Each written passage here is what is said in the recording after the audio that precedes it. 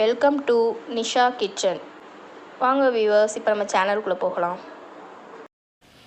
Welcome to the Nisha kitchen.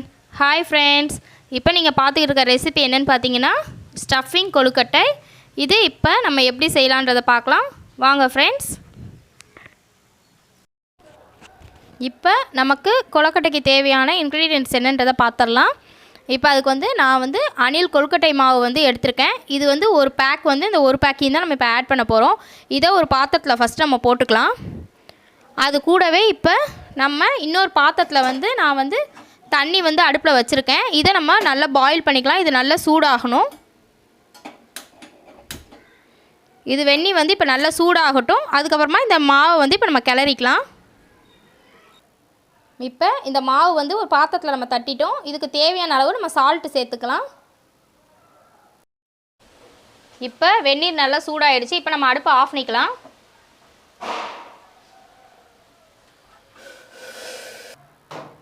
இப்போ வெந்நீர் நல்லா சூடாக இருக்க வெந்நீரை இது கூட சேர்த்து நம்ம நல்லா மிக்ஸ் பண்ணிக்கலாம் மாவை. இதை நம்ம இடியாப்ப மாவு பக்குவத்துக்கு நல்லா கிளறிக்கலாம்.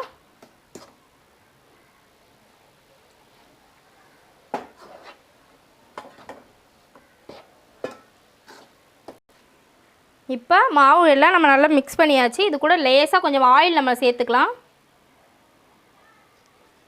ஆயில் சேர்த்து இந்த மாவு எல்லாத்தையும் நம்ம ஒன்றா பிசைஞ்சு விட்டுக்கலாம். இப்போ மாவு நல்லா ரெடி ஆகிடுச்சு. இப்போ இது உள்ளே வைக்கிற ஸ்டஃபிங் நம்ம ரெடி பண்ணலாம். இப்போ நம்ம ஸ்டஃபிங்காக ஒரு நான்ஸ்டிக் நம்ம அடுப்பில் வச்சுக்கலாம். நான்ஸ்டிக் நல்லா சூடாகட்டும்.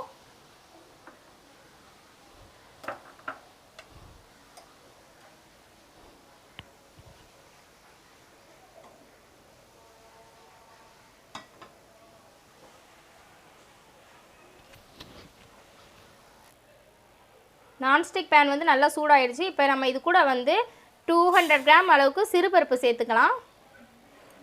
இதே வெறும் கடாயில் நம்ம நல்லா வறுத்துக்கலாம்.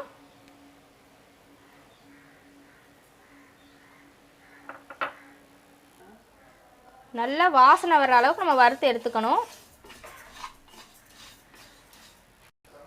இப்போ இது நல்லா ப்ரௌன் கலராக மாறி வருது பாருங்கள். நம்ம வறுக்க வச்சுருந்த சிறுபருப்பு இது இந்த கலர்லேயே நல்லா மாறணும். நல்லா அது வறுத்து நல்லா வாசனை வந்ததுக்கப்புறமா நம்ம தேங்காய் சேர்க்கலாம். இது கூட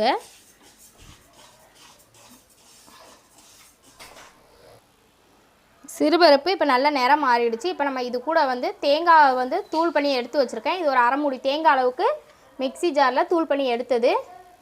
நீங்கள் துருவி போடுறதா இருந்தாலும் துருவி போட்டுக்கலாம்.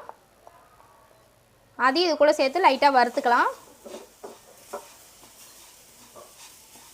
கொஞ்சம் லேசாக வறுத்தா போதும்.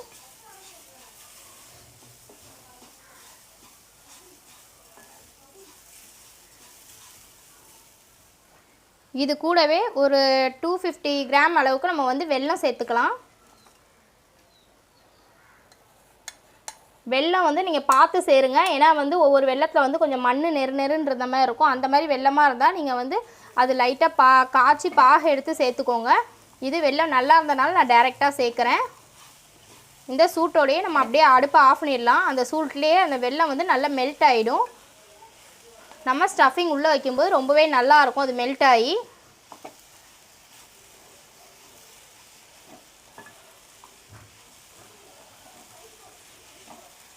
இதெல்லாம் ஒன்றா மிக்ஸ் பண்ணி இப்போ நம்ம அடுப்பை ஆஃப் பண்ணிடலாம். இப்போ அடுப்பை ஆஃப் பண்ணியாச்சு. நம்மளோட ஸ்டஃபிங் ரெடி ஆகிடுச்சு.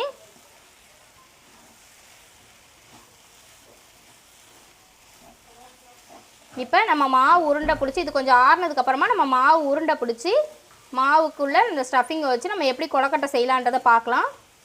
இது கொஞ்சம் ஆறட்டும்.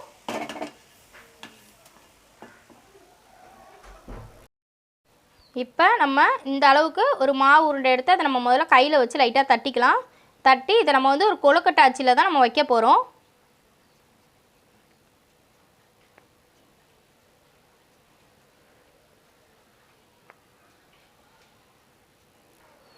இந்த மாதிரி ஒரு அச்சு எடுத்துக்கலாம். இதில் லைட்டாக ஆயில் அப்ளை பண்ணி வச்சுருக்கேன். அதில் மேலே இந்த மாதிரி நம்ம வச்சுக்கலாம். இன்னொரு பக்கமும் இதே மாதிரி நம்ம மாவு உருண்டை எடுத்து வச்சிடலாம். இதே மாதிரி இப்போ நம்ம ரெண்டு பக்கமும் வச்சாச்சு மாவு. இது உள்ளக்க இப்போ நம்ம ஸ்டஃபிங் வைக்கலாம். ஸ்டஃபிங் வந்து ஆறிடுச்சு. அது ஸ்டஃபிங் இது உள்ளே வச்சு இது அப்படியே நம்ம க்ளோஸ் பண்ணிடலாம். க்ளோஸ் பண்ணி மேலே வர எக்ஸ்ட்ரா மாவுலாம் நம்ம எடுத்துடலாம்.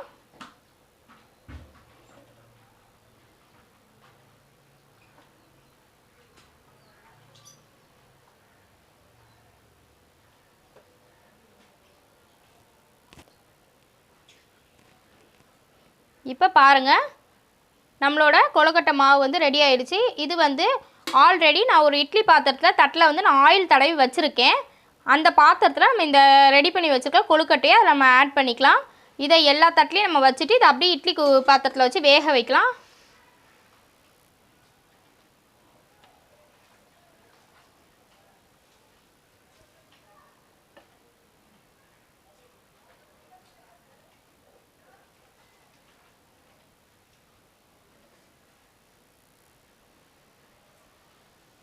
இதே மாதிரியே நம்ம எல்லாத்தையுமே ரெடி பண்ணி எடுத்துக்கலாம். இப்போ எல்லா கொழுக்கட்டையும் நம்ம ரெடி பண்ணி இட்லி பாத்திரத்தில் வச்சாச்சு. இப்போ நம்ம அடுப்பு ஆன் பண்ணி இட்லி பாத்திரத்தை மூடிடலாம். இது ஒரு 10லேருந்து 15 நிமிஷம் வரைக்கும் வேகட்டும். மினிமம் ஒரு 10 மினிட்ஸில் குக் ஆயிரும். குக் ஆனால் நம்மளோட ஸ்டஃபிங் கொழுக்கட்டை ரெடி ஆயிரும். அது குக் ஆகிட்டு இருக்க டைமில் நம்ம வந்து இன்னொரு மெத்தடில் இந்த கொழுக்கட்டை நம்ம பார்க்கலாம். இது பாருங்கள், நம்ம வந்து அந்த ஸ்டஃபிங் வச்ச மாவு போக மீதி மாவு இருக்குது.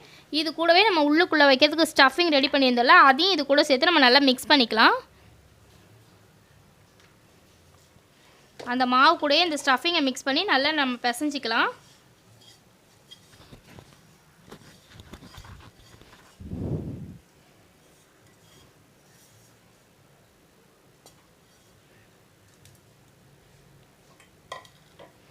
இது எல்லாத்தையும் ஒன்றா நம்ம மிக்ஸ் பண்ணிவிட்டு இப்போ அந்த அச்சில் வச்சு நம்ம டேரெக்டாக அப்படியே செஞ்சிடலாம் கொழுக்கட்டை. இதுக்கு நம்ம உள்ள ஸ்டஃபிங் வைக்கிறதுக்கு பதிலாக மாவு மொத்தமாக நம்ம மிக்ஸ் பண்ணி செய்ய போகிறோம்.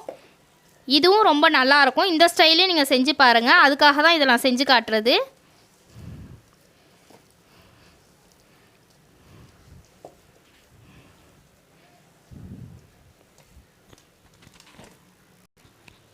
இது ரொம்ப கொஞ்சம் தண்ணியாக இருந்ததுனால லைட்டாக நான் இது கூட மாவு ஆட் பண்ணியிருக்கேன்.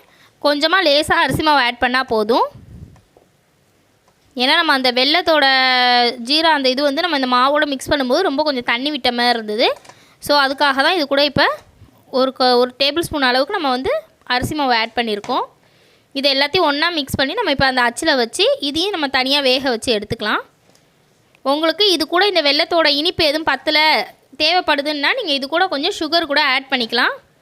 இல்லை இதில் இருக்க அந்த வெல்லம் டேஸ்ட்டே போதும்னா நீங்கள் சுகர் எதுவும் ஆட் பண்ண தேவையில்லை. இப்போ பார்த்தீங்கன்னா இந்த எண்ணெய் தடவில் இந்த அச்சில் நம்ம இதை வச்சுக்கலாம்.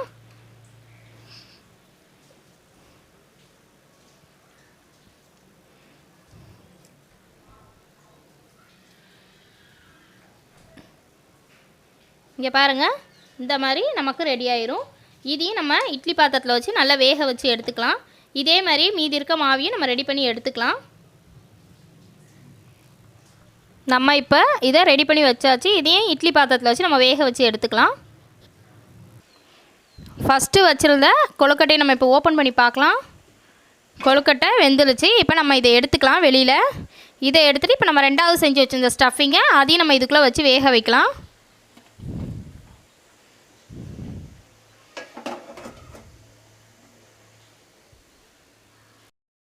இப்போ நம்ம ரெண்டாவது ரெடி பண்ண கொழுக்கட்டையை அடுப்பில் வச்சுருக்கோம் வேகிறதுக்கு. இது கொஞ்சம் வேகிற வரைக்கும் நம்ம வெயிட் பண்ணலாம்.